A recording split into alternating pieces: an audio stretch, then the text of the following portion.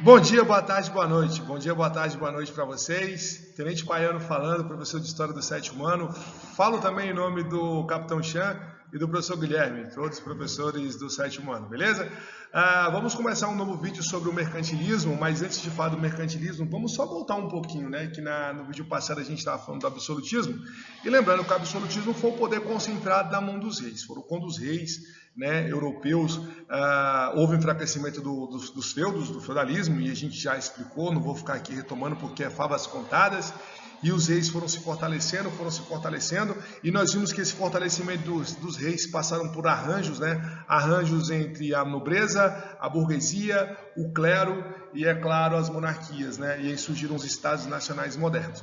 E a gente falou que uma das práticas que fizeram os estados nacionais modernos a se fortalecerem, ou o poder dos reis se fortalecerem, foi um acúmulo de riquezas, né? É importante que a gente entenda aqui que antigamente o valor, ou o poder, ou a riqueza era a terra, e agora vão ser outras coisas, como, por exemplo, os metais preciosos.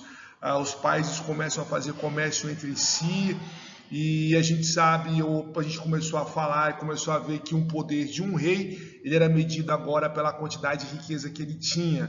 E o mais importante também é que o quê? Quanto mais riqueza eu tenho, maior é a minha influência sobre os outros povos.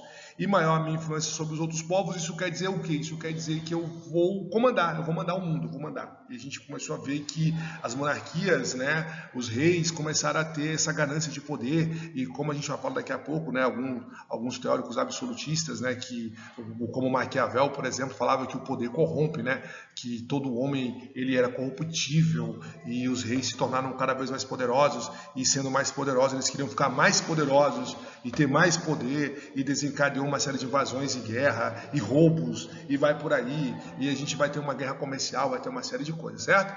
Então vamos lá, vamos que vamos. Mercantilismo. Mercantilismo foi nada mais a menos que um conjunto de práticas e doutrinas econômicas praticadas pelos países europeus, que o principal objetivo do mercantilismo era fortalecer os países e, é claro, a burguesia.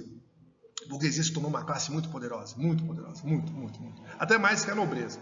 Os nobres, é claro, aquela coisa, eu sou nobre, eu tenho um título de nobreza, não sei o quê. Olha, gente, eu sou aqui, deixa eu ver quem. Olha, eu sou o Magalhães, então eu sou nobre. Olha, não chega perto de mim que eu sou nobre. Olha, eu sou, né, a Machado, então não chega perto de mim que eu sou poderoso. Eu sou a Marina, né, enfim, então eu sou nobre.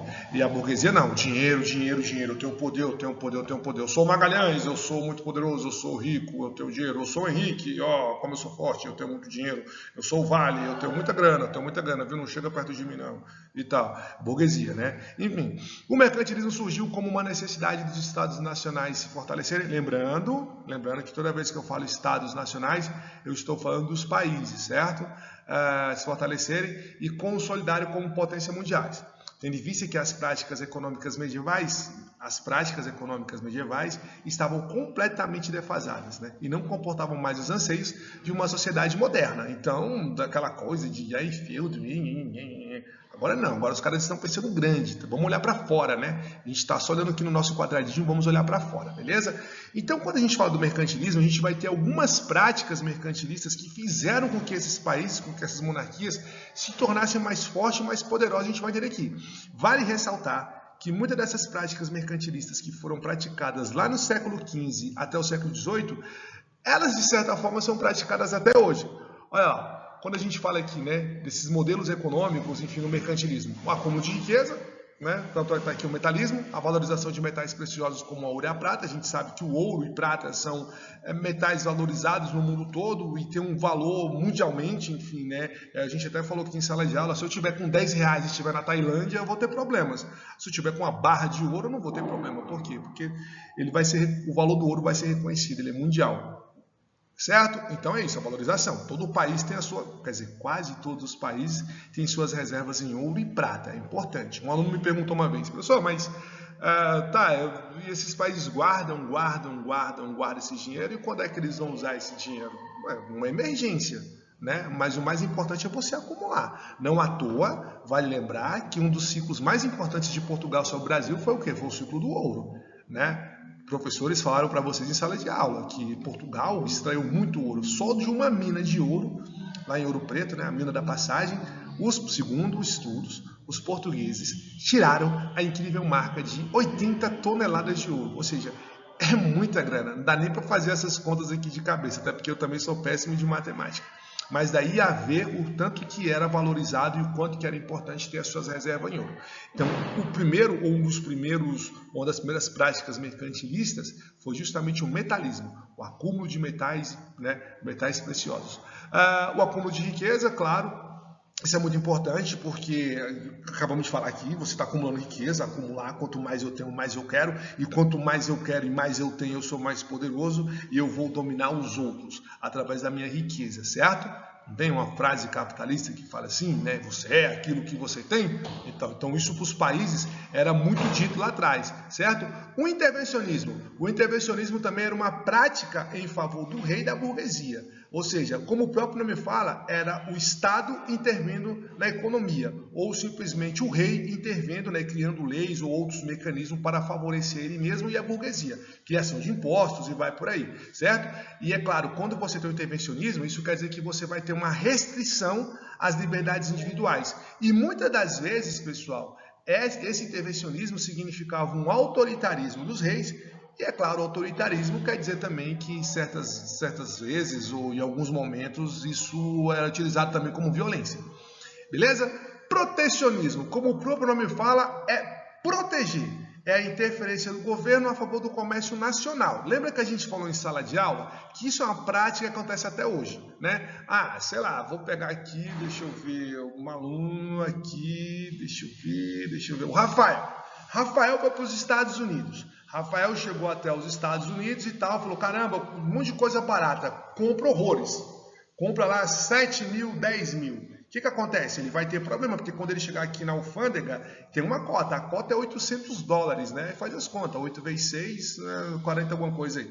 E tal. Ou seja, ele podia comprar só 4 mil, ele comprou 12 mil, né? Ou seja, está fora da cota, ou seja, ele vai ter que pagar imposto sobre isso ou o produto vai ficar o quê? Retido na receita, na alfândega, certo? Isso é o quê? Isso são práticas protecionistas, ou seja, para você favorecer o comércio local.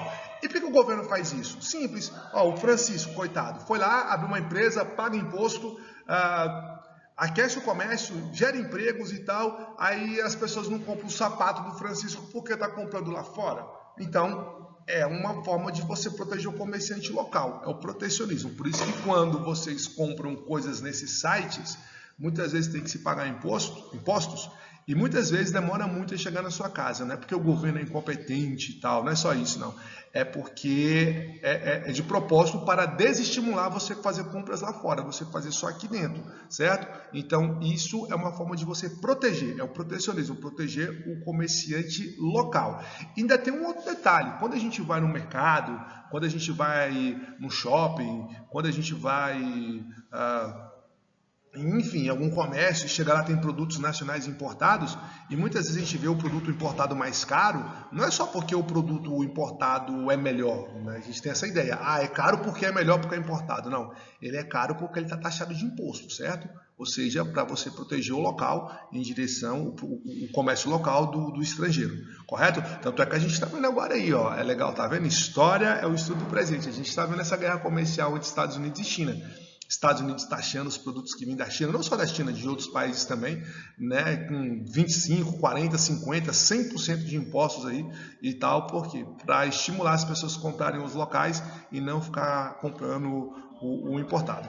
A balança comercial favorável, a gente também falou pra caramba, esgotamos em sala de aula isso aqui, quando um país, a balança, né, ela está favorável quando um país ele exporta mais e importa menos. Isso quer dizer que eu estou vendendo mais, e isso quer dizer que eu estou lucrando mais, certo? Não à toa também a gente vê que o quê? Que a gente tem produtos aqui no Brasil que eles são produzidos, pessoal, única e exclusivamente para exportação. Algumas carnes, alguns produtos, né? É o que a gente chama de produtos tipo 1, né? E é por isso que esse pessoal que vende para o estrangeiro, eles adoram, claro, não sempre, mas quando o dólar, o euro está em alta, por quê? Porque, poxa, quanto mais alto for o dólar e o euro, eu vou estar faturando e tal, isso é bom para mim e eu não estou me importando muito com os outros, beleza? Então a balança comercial favorável. Quando um país ele importa mais e ele exporta menos, a balança está desfavorável. E aqui vai entrar um outro fator. Quando a gente importa mais, isso quer dizer que a gente não tem fábricas e indústrias aqui que produzem isso. Isso quer dizer que a gente fica dependente dos produtos estrangeiros. Isso é ruim. Então, o legal é isso, é quando a gente consegue produzir tudo aqui e a gente produz para o comércio local e, é claro, acaba exportando mais e todo mundo fatura e aí aquece a economia e todo mundo fica feliz. Beleza? Exclusivismo colonial ou simplesmente o pacto colonial ou exclusivismo metropolitano também, né? Que a gente também falou em sala de aula. Quando a colônia, isso lá atrás acontecia, vamos lá de novo, Brasil-Portugal.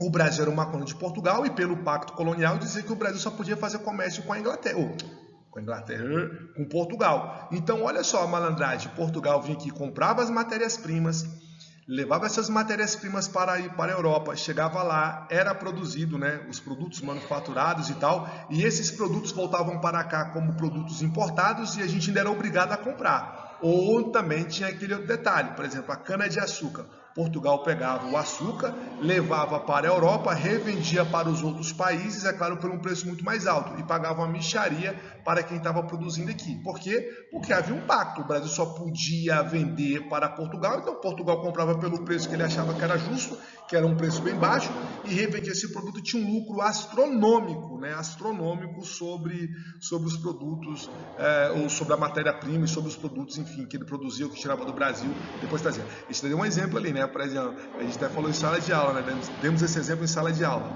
A Daniela saiu com a mãe dela, foi até o Boulevard Shopping, foi até o Iguatemi Shopping, aí passou na frente lá da Hugo Boss, aí viu aquela jaqueta importada, lindíssima, e fala, mãe, eu quero essa jaqueta, a jaqueta custa R$5.000, enche o saco da mãe dela, apertou a mãe dela, dá birra no shopping, cai no chão, rola para um lado, rola para o outro, grita, arranca os cabelos, aí a mãe dela, tá bom menina, tá bom, vamos comprar essa jaqueta velha, feia e tal. Aí vai lá e compra a jaqueta, R$5.000, jaqueta importada, passa ali em 10 vezes de R$500, comprou a jaqueta. Mal sabe a Daniela que o boi daquelas jaquetas de couro morava aqui no Mato Grosso ou no Goiás. Ou seja, foi abatido aqui o bichinho, a gente comeu a carne, eu vendeu a carne para o Canadá ou para os Estados Unidos, o couro foi parar na Europa, chegou lá, entrou nessas fábricas, né, de estilistas aí, os franceses, ganhou um corte especial, enfim, um envelhecimento lá e tal, aí bota a etiqueta, volta para cá bonitinha, a gente acaba achando que é importadão, e de fato não é ou é, beleza? Então isso é o exclusivismo ou o pacto colonial, que dizia que as colônias eram muito exploradas pelas suas metrópoles e só podiam vender os seus produtos, as suas matérias-primas para ela. Inglaterra fez muito isso no mundo todo, França fez muito isso no mundo todo, Portugal e Espanha fez muito isso no mundo todo, claro, inclusive aqui na América. Vale ressaltar também, fica uma observação para vocês aí, que quando a gente pega esses países da Europa que são muito ricos até hoje, a riqueza desses países foram feitas sob a exploração de colônias na África, na América e na Ásia, beleza? Tranquilo? Vamos lá, então isso tudo foram o quê? Práticas mercantilistas. Ó, isso aqui é um slidezinho sobre a balança comercial favorável, a gente já falou aqui que quando está favorável é aqui, ó, é a C, não é nem a A, ó, a A está importando mais e exportando menos. A B está ali, né, no 50-50 ali, né, 50-50 e tal, ou está no 0 a 0, como a gente chama, e é claro, ou seja, está exportando igual o que importa, o que não é muito bom, mas na pior das hipóteses também não é muito ruim. E a letra C não, é quando eu estou exportando mais, estou importando menos. Beleza? Vamos lá. Agora vamos falar sobre os históricos absolutistas, né? É importante que a gente fale sobre os históricos absolutistas, esses velhos feios aí que estão aparecendo aqui, essas fotos, certo? Olha só, pessoal, é muito importante que a gente diga isso. Para que os reis tivessem o poder concentrado em suas mãos, eles tiveram que criar histórias ou criar teorias, né? É igual, por exemplo, quando eu vou ao médico. Quando eu vou ao médico, o médico vira assim, você está com uma dor no estômago, toma esse remédio aqui. Eu não vou questionar por quê? Porque o médico, ele sabe muito mais do que eu, ele sabe que eu estou sentindo, eu vou comprar aquele remédio, vou tomar e espero ficar bom. Então os reis, quando criaram teorias, quer dizer, quando os reis queriam impor sobre a população, né, sobre o povo, o seu poder, ele não podia chegar e falar assim, eu estou aqui porque eu quero, porque eu acho legal, bonito, eu tenho que governar. Não, eles foram atrás de pessoas, filósofos, teóricos e tal, pessoas muito estudadas, E aí os caras criaram teorias para justificar o poder do rei. Então a gente vai ter o Thomas Hobbes, a gente vai ter o Maquiavel, a gente vai ter uma série de outros teóricos que criaram essas ideias, né, para reafirmar o poder do rei. A gente falou em sala de aula, um país sem rei é um país sem lei, né? Porque o homem é o lobo do próprio homem. Então se não tiver alguém ali para mediar ou para controlar todo mundo, as pessoas acabam se matando.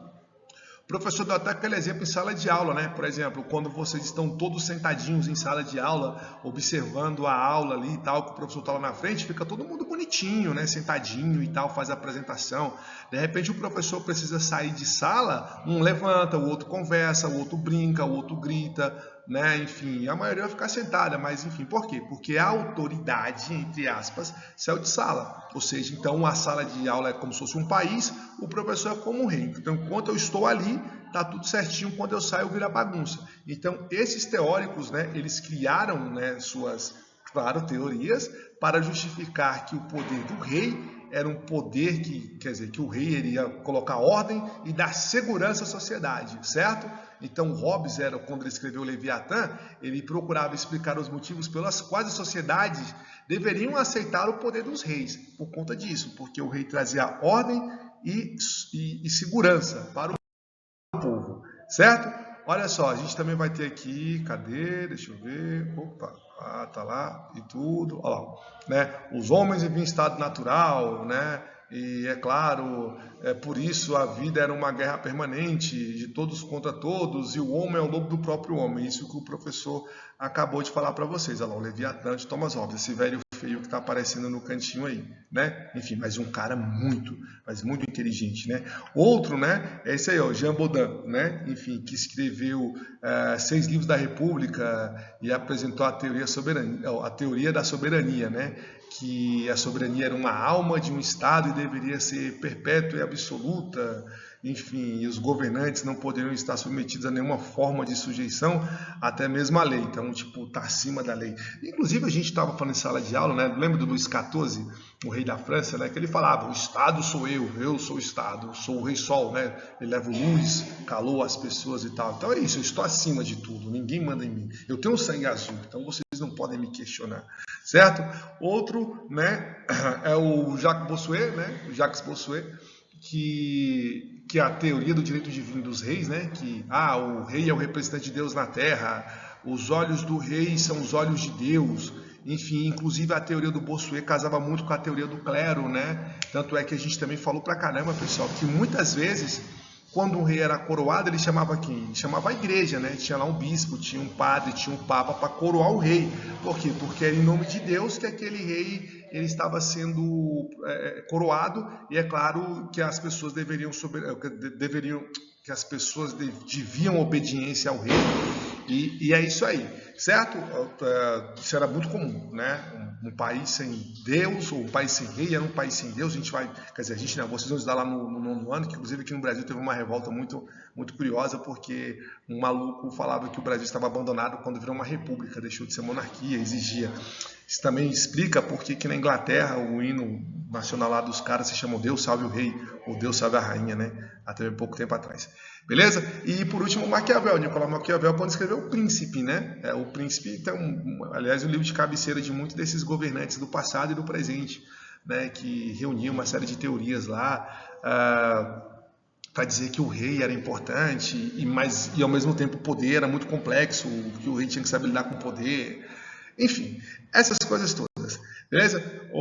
Turma, espero que vocês tenham gostado, certo? Isso aqui foi um videozinho básico para a gente explicar aqui sobre o mercantilismo e os teóricos absolutistas, certo? Que foram muito importantes para que mantesse o poder na mão dos reis. E é isso aí, beleza? Um forte abraço para vocês. Tamo junto. Até mais. Valeu. Um abraço. Tchau, tchau.